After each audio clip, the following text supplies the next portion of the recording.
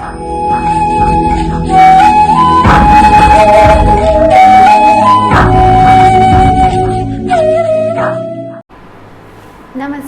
जी सभी को।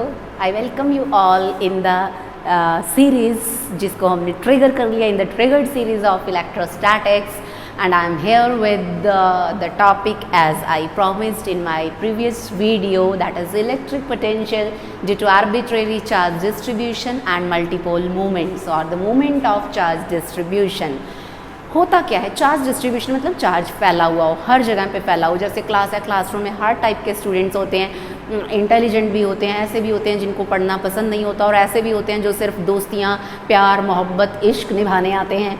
तो सबको टीचर को हैंडल करना होता है। तो इसी तरीके से हमने अकेले अकेले चार्ज की बात करी, हमने डायपोल की बात करी, हमने क्वाड्रपोल की बात करी कि अगर दो चार्जेस के अंदर प्यार मोहब्बत हो जाता है, एक पॉजिटिव नेगेटिव, तो आप उसको कैसे हैंडल करेंगे। और अगर वही दो कपल्स जो हैं वो आपस में एक दूसरे के क्लोज आ जाते हैं, चार चार्जेस हो जाते हैं, तो आप कैसे हैंडल करेंगे। वो 4 के 8 भी हो सकते हैं, 12 भी हो सकते हैं, 16 भी हो सकते हैं। So how we will handle the situation that we are going to discuss now.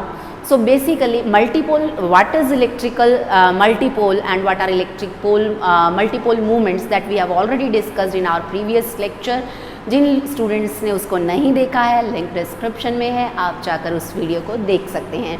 मैं आपको रिमाइंड करवा दूँ, multipole was the arrangement of charges in which there are more than one charges, equal and opposite types of charges are present over there। So basically the term multipole movements is used or is prominent when we have to calculate the potential of atoms or molecules where a lot of charges are present. Within the boundaries of the nucleus even there are a lot of protons which are charged particles। Similarly within the atom there are protons, there are electrons, और सारे के सारे charged particles हैं। और ये सारे charged particles एक दूसरे के साथ प्यार, मोहब्बत, इश्क, नफ़रत सब कुछ करते हैं। तो वो जो पेयर्स बन जाते हैं तो उसके अंदर डायपोल मूवमेंट भी आपको स्टडी करना होता है, आपको क्वाड्रपोल मूवमेंट भी स्टडी करना होता है, आपको ऑक्टोपोल मूवमेंट भी स्टडी करना होता है, ऑक्टोपस नहीं, ऑक्टोपोल मूवमेंट। सो इन सबको कंसीडर करते हुए पूरे सिस्टम का पोटेंशियल किस तरीके से मेजर किया जाएगा, that we are going to discuss today. So जैसे मैं हमेशा कहती हूँ कि जो मैं बोलती चली जाती हूँ आप उसको नोट करते जाइए। जिसको स्पीड ज़्यादा लगती है आप अपनी सेटिंग्स में जाके उस स्पीड को कम कर लीजिए, जिसको कम लगती है वो बढ़ा लीजिए। तो आप जस्ट नोट डाउन कीजिए। So in the end of this video readymade notes will be in your hands. So you will have to write the electric potential due to arbitrary charge distribution is significant or prominent when we are dealing with the potential due to atoms or molecules, because in such systems charge is uniformly distributed within the boundaries of atom or molecule or nucleus। सो अब हमें इसको start करना है। Concept हम वही use करेंगे। We will be using the general expression for potential in itself और potential due to charge distribution, मतलब हमें चार्ज डेंसिटी का कॉन्सेप्ट लेना पड़ेगा यहाँ पर। सो चलिए स्टार्ट करते हैं। We are going to consider, you will have to write, consider a charge distribution having a volume V, and this charge distribution is considered by the axis, coordinate axis x, y and z such that their origin is O, and you are going to consider a random distribution of charge having volume V। So let us suppose rho be the volume charge density of this complete system। अब जब आपके पास बड़ा सारा system हो जाए तो हम physics के रिडक्शन अप्रोच यूज़ करते हैं। हम एज सच पूरे सिस्टम को हैंडल नहीं करते हैं, हम तो फूट डालो राज करो की नीति अपनाएंगे। छोटा सा प्यारा सा नन्ना सा मुन्ना सा इसके अंदर हम एक एलिमेंट कंसीडर करेंगे। सो let us consider a small volume element dV। सो छोटा सा प्यारा सा हमने वॉल्यूम एलिमेंट dV कंसीडर कर लिया at a distance L from the origin, and the angle between the axis is theta. ये एंगल मुझे थीटा ले लेना चाहिए क्योंकि हम लोग इसी एक्सिस पर ही अपना ऑब्जर्वेशन पॉइंट कंसीडर करेंगे। Late us suppose this P be the observation point along y axis. अब क्या है कि जो चार्ज ऑन दिस एलिमेंट है, suppose that charge is small charge dq। Let us suppose charge on this small element is dq and its distance from observation point आपको लेना होगा, यहाँ से आपको region से भी लेना होगा, and let us suppose this distance is r and this distance is small r, छोटा बड़ा, छोटा और बड़ा, तो इसमें उलझे नहीं रहना है। अब हमें क्या करना है, इस छोटे से, ये प्यारा सा छोटा सा जो इतना सा रीजन है, इसकी वजह से इस पॉइंट पर हम पहले पोटेंशियल कैलकुलेट करेंगे और उसके बाद हम उसको इंटेग्रेट करके पूरे सिस्टम की वजह से पोटेंशियल हम कैलकुलेट कर लेंगे। तो सबसे पहले देखिए, small charge on this elementary volume dq will be equal to rho dv। हमें पता है charge density, volume charge density is basically defined as charge per unit volume. So rho will be dq by dv for this system and dq will be rho into dv. Now potential at point P due to this small volume element will be dvp। छोटे से प्यारे से volume का छोटा सा प्यारा सा potential dvp किसके इक्वल रहेगा, 1/4 pi epsilon naught dq charge on this और इसका डिस्टेंस, उसका मैग्नीट्यूड r का हमें लेना है, मैग्नीट्यूड वेक्टर से पोटेंशियल को प्यार नहीं है। So this dvp will be 1/4 pi epsilon naught dq की वैल्यू यहाँ से पुट करवाइए, rho dv magnitude of this r। Let us suppose this is our equation number 1। ये छोटा सा वॉल्यूम हो गया, छोटा सा प्यारा सा पोटेंशियल हो गया। अब हमें क्या करना है, हमें टोटल सिस्टम का पोटेंशियल कैलकुलेट करना है and for that we will integrate this expression. So total volume at point P due to whole of the system is given by V at P will be integration of this dVp। अब क्योंकि volume है यहाँ पर small element, so we are going to consider volume integral 1/4 pi epsilon naught rho dV magnitude of this r। अब हमें क्या करना है, let us suppose this is equation number 2। ये इक्वेशन हमें यूज़ करनी है लास्ट में। सो हम इस इक्वेशन को एज यूजुअली यहाँ पर मैं साइड पर लिख कर छोड़ देती हूँ एक बार। 1/4 पाई एप्सिलॉन नॉट अगर हम बाहर ले लें, कांस्टेंट है, doesn't matter, rho dv upon r। ये मेरी इक्वेशन नंबर 2 है, इसकी मुझे बाद में ज़रूरत पड़ेगी, इसलिए इसको मैंने साइड पर लिख लिया है। नाउ अब हमने क्या माना है कि जो distance between this volume element from the origin is L at an angle theta from the y axis and angle between L and R हमने क्या कंसीडर किया है, theta. Now I am going to use just like previous article, थोड़ा थोड़ा उसमें हम change करते जाएंगे। यहाँ पर चार्जेस बहुत सारे प्रेजेंट हैं, कहाँ तुम, कहाँ मैं, कहाँ दोस्ती, कहाँ प्यार, कहाँ मोहब्बत।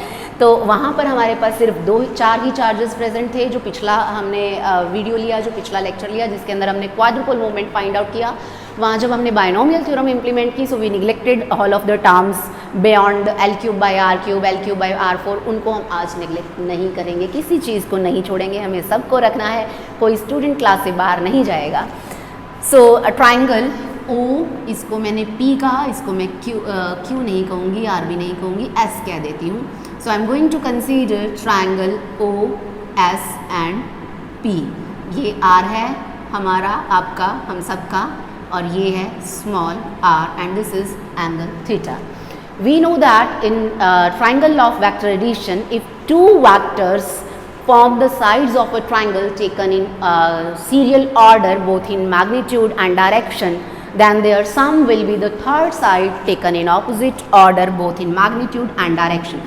तो देखिए ये दोनों वेक्टर्स सेम डायरेक्शन में जा रहे हैं, ऑर्डर में है, एक सीक्वेंस में है, सो इन दोनों का सम इसके इक्वल रहेगा। So using triangle law of vector addition, triangle law of vector addition जब हमने यूज़ किया, इसको यूज़ किया तो हमें क्या मिला, vector r plus vector l is equal to vector small r। अब हमें वैल्यू चाहिए वेक्टर कैपिटल R की, क्योंकि मुझे पोटेंशियल की एक्सप्रेशन में इस R को पुट करना है। So this capital R will be equal to small r minus l।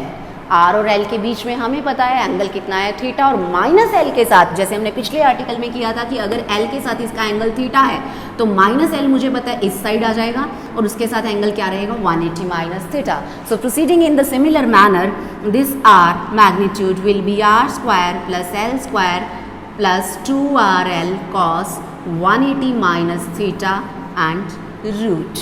So it will be equal to r square plus l square cos 180 minus theta will be minus cos theta. So minus 2rl cos theta power 1/2। ये आ गया magnitude of r। हमें value चाहिए 1/r की। सो यहाँ से ये 1/r किसके equal हो जाएगा, 1/r² plus l² minus 2rl cos theta power 1/2। यहाँ से कुछ याद आया, बजी दिमाग की घंटी बजी।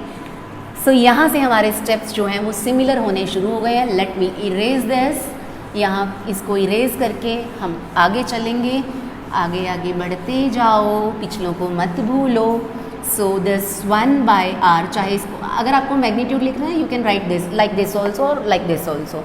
यहाँ से बिल्कुल पीछे की तरह हमने क्या किया, r² कॉमन लिया और रूट से बाहर आकर वो बेचारा अकेला r रह जाएगा। सो 1 + l²/r²। आई विल सजेस्ट कि आप पिछला वीडियो ज़रूर देखें कि उसके अंदर मैंने बहुत डिटेल में इसको समझाया है कि r बाहर कैसे आया, अंदर कैसे रहा, क्या रहा, क्यों रहा। सो सब वहाँ पर हमने किया है। सो इसको मैं क्या लिख सकती हूँ, बिल्कुल वही सारे के सारे स्टेप्स फॉलो करते हुए 1/r 1 + l²/r² minus 2l/r cos theta power -1/2। आप लोग इसको नोट कीजिए and after that, because we know that this r is very larger than l, so we are going to use binomial theorem। याद कीजिए binomial theorem क्या होती थी, 1 + x power n will be equal to 1 + nx plus n into n minus 1 factorial 2x² and so on if x is very less than 1। तो ऐसा यहाँ पर है, तो बिल्कुल वही सेम इसको x मानते हुए हम यहाँ पर बाइनोमियल थ्योरम इम्प्लीमेंट करेंगे।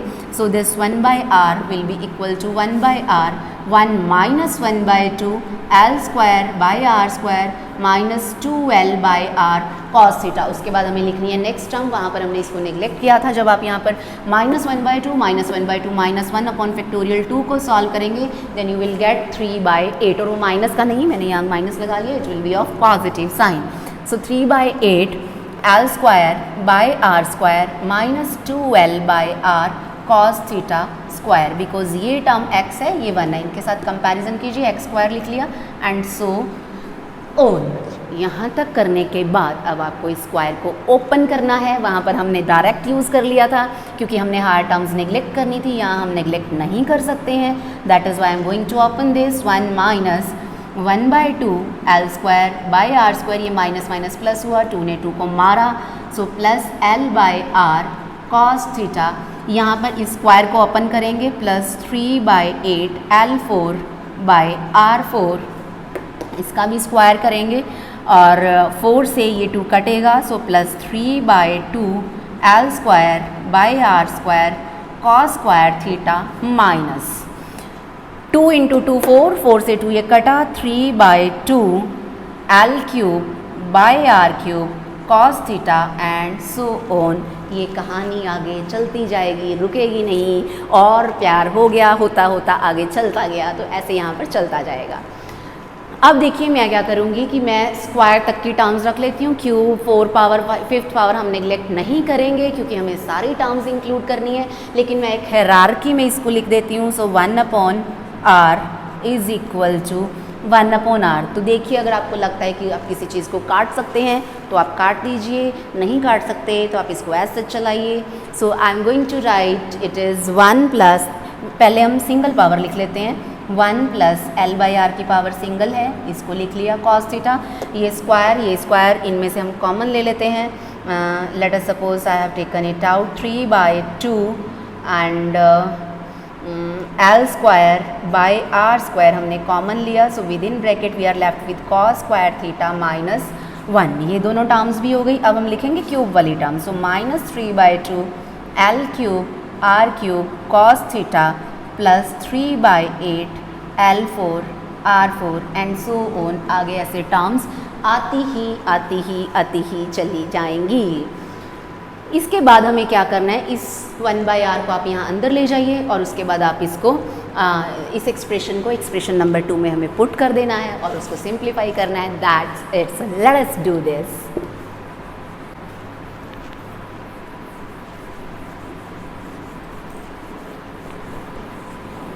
धीरे धीरे कहानी में आगे बढ़ते चले जाना है, मल्टीपोल मोमेंट्स को फाइंड आउट करना है। We can erase this diagram to.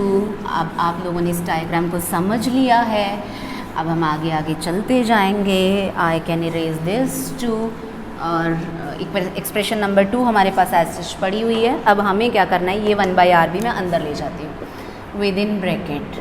So it is 1/r plus l/r², एक आर ये था, एक आर ये था, cos theta plus 3/2 l²/r³ cos square theta minus 1 minus 3/2 l³ cos theta plus 3/8 l4 r⁵ and so on. Expression number 3. Now you will have to substitute expression number 3 in expression number 2. इसके अंदर हमें इसको put करवा देना है, तो हमें क्या मिल जाएगा, potential at point P. So this Vp will be equal to 1/4πε0 integration rho dv और ये सारी वैल्यू 1/r की। So 1/r l/r² cos theta plus 3/2 l²/r³ cos square theta minus 1 and so on, ऐसे मैं लिख सकती हूँ। तो अब देखिए क्या करना होगा, अब दैट इज़ डन नाउ। अब हमें सिर्फ इस ब्रैकेट को ओपन करना है। We will have to individualize these terms. So V p is equal to, ये इसके साथ आएगा 1/4πε0 रो dv/r। ये हमारे पास आ गई है हमारी फर्स्ट टर्म। आप चाहें तो इस r को बाहर भी लिख सकते हैं यहाँ, बिकॉज इंटेग्रेशन हमने चार्ज के लिए किया है। So in the next term 1/4πε0, आप चाहें तो यहाँ r² लिख सकते हैं, and within the integration so this rho dv l cos theta ये रह जाएगा in the second term, plus in the third term 1/4πε0 r³ integration rho dv 3/2 चाहें तो ले सकते हैं, अदरवाइज पड़ा रहने दीजिए, l² cos square theta minus 1 and so on. ये सीरीज़ ऐसे ही चलती चली जाएगी। So we are done now. अब देखिए क्या है कि let us take this term, जो ये विद इन इंटेग्रेशन टर्म है, दिस रो dv, यहाँ वाली, इनको बार बार इतना बड़ा लिखने के बजाय हम कुछ टर्म्स कुछ पैरामीटर यूज़ करेंगे और पुट करवा देंगे। So let us take this rho dv equal to k0 and this rho dv l cos theta is equal to k1, k2, k3, k4 and so on. So with this rho dv 3/2 l² cos square theta minus 1 equal to k2 and so on. इसको जब हम substitute करवाएंगे इस expression के अंदर, तो हमारी ये एक्सप्रेशन क्या बन जाएगी, इसको इरेज कर देते हैं। अब इस एक्सप्रेशन में अब हमें पुट करना है, इस एक्सप्रेशन में पुट करना है, तो बाकी दोनों को मैं इरेज कर देती हूँ। Let us rub it of.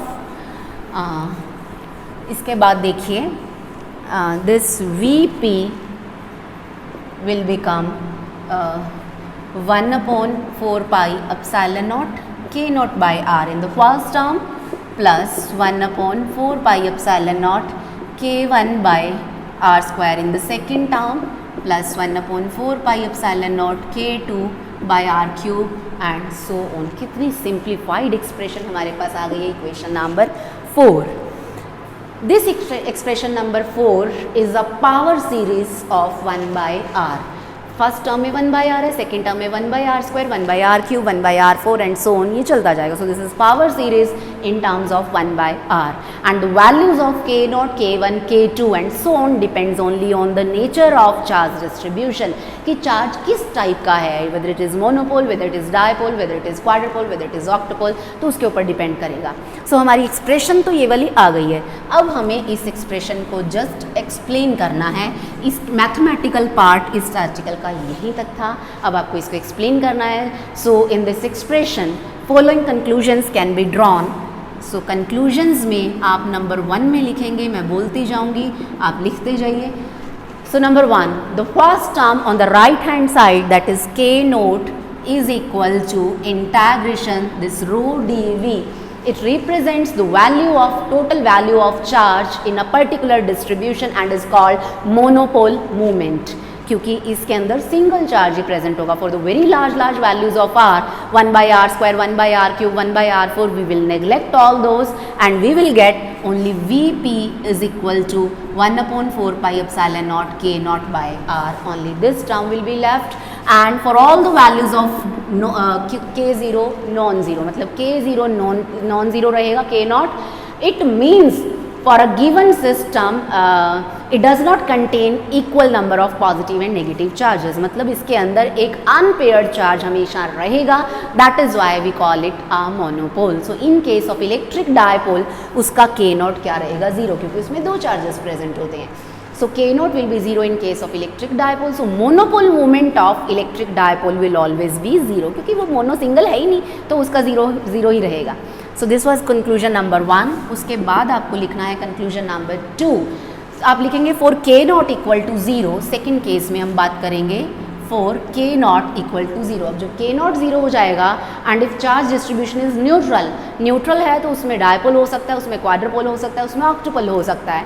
Then हम सेकेंड टर्म की बात करेंगे. Vp is equal to 1 upon 4 pi epsilon naught k1 by r, where k1 is ये जो लिखा हुआ है, k1 is equal to rho dv l cos theta. मैंने इसीलिए इसको इरेज नहीं किया था, ये k1 है.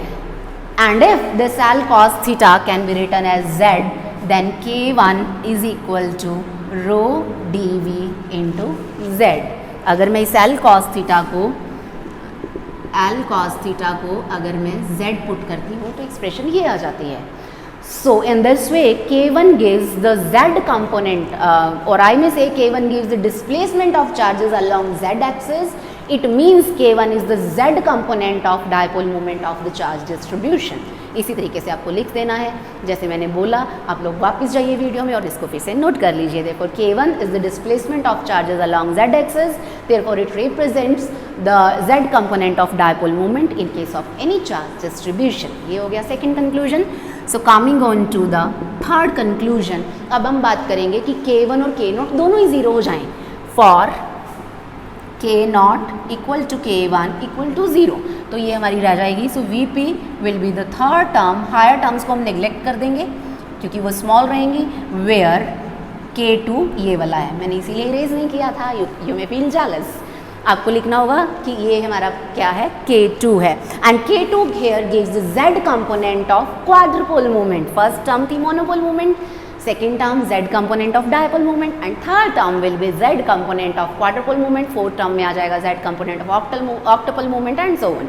So here k2 gives the z component of quadrupole moment. So potential at a point due to quadrupole varies as 1 यहाँ पर r cube था, सॉरी यहाँ पर r square है. So I extremely apologize for this. आप लोग इसको correction कर लीजिए. So a potential at a point due to quadrupole varies as 1 by r cube. हमने कल कह रही हूँ मैं, पिछले लेक्चर में, पिछली वीडियो में भी इसकी बात करी थी. And electric field will vary as 1 by r4. हमें पता है v और r में एक पावर बढ़ जाती है. So in general potential V is directly proportional to r power n plus 1. n is equal to 0 for monopole तो 1 by r हो जाता है. n is equal to 1 for dipole तो r power 2 हो जाता है. n is equal to 2 for quadrupole तो यहाँ r power 3 हो जाता है. So यहाँ पर लिख सकते हैं for n is equal to 0 for monopole, n is equal to 1 for dipole, n is equal to 2 for quadrupole, and n is equal to 3 for octupole and so on. octupole, octopus नहीं, 8 हाथों वाला, 8 पैरों वाला, ऐसा कुछ नहीं है. octupole, octupole मतलब उसके अंदर 8 charges will be there. 8 charges हो जाएंगे, 2 क्वाड्रपोल्स हो जाएंगे, 4 डायपोल्स हो जाएंगे. That is up to you, आप लोग इसको कैसे देखना चाहते हैं. So this was all about charge distribution, moments of charge distribution. और इसके बाद हम एक अच्छे से और खूबसूरत से टॉपिक के साथ हाजिर रहेंगे. तब तक के लिए थैंक यू सो मच.